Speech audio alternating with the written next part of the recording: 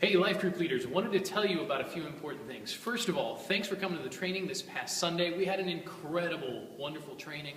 Discussion was good, heard great stuff from you all, and it reminded me of what great leaders we have in place, and it just excited me. So thank you so much for being a part of that. Hope you're able to use that training, and those of you who might be new leaders starting out here in just a matter of weeks, thank you. Thank you for being there.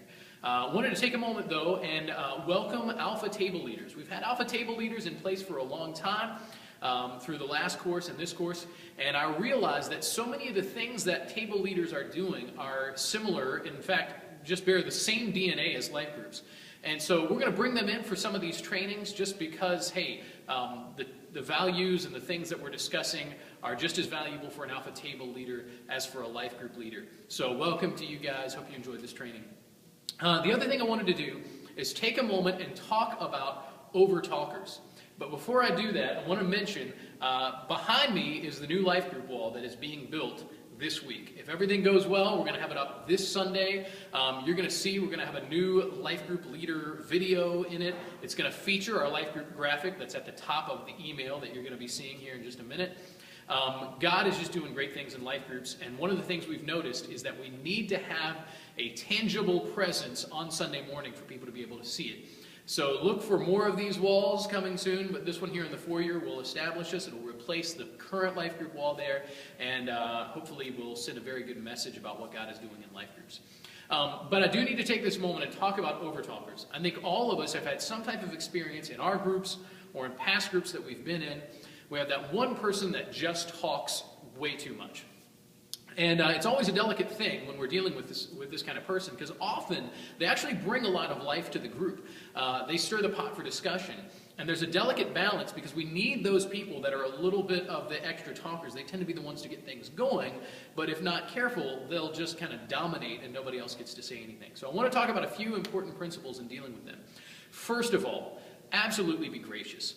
Generally, there are two different types of people. One is the person who is very excitable and understands that they talk too much. They're kind of aware of it, and so they're the easiest ones to coach, and you can kind of have a gentle conversation and they have understanding.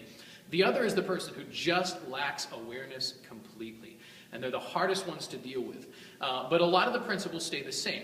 First of all, I really encourage you, that first time it happens, if you can, within the context of the group, kind of pull things back around. One of the great phrases that I like to use is, hey, you know, that's really great, but I'd love to hear from somebody who hasn't spoken as much tonight. And then I'll even call on somebody else if necessary to kind of help feed the discussion in other ways.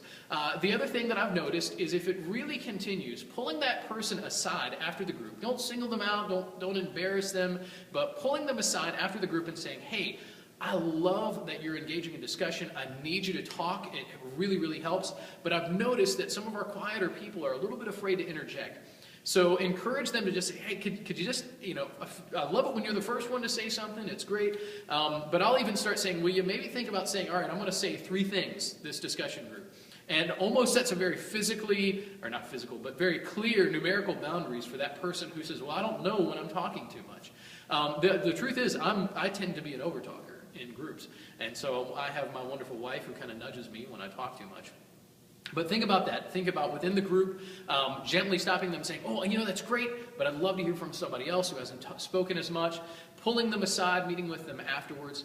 And in certain occasions, if it just, you've tried everything and it keeps becoming an issue, you've called them aside a couple of times, you've tried to bring the conversation back, there are times where you need to maybe be a little less subtle, and there are times where even fairly firmly in the meeting, and this is hopefully a rare thing, but every now and then we have to say, hey, I just need to stop you right there because we really need to hear from somebody else.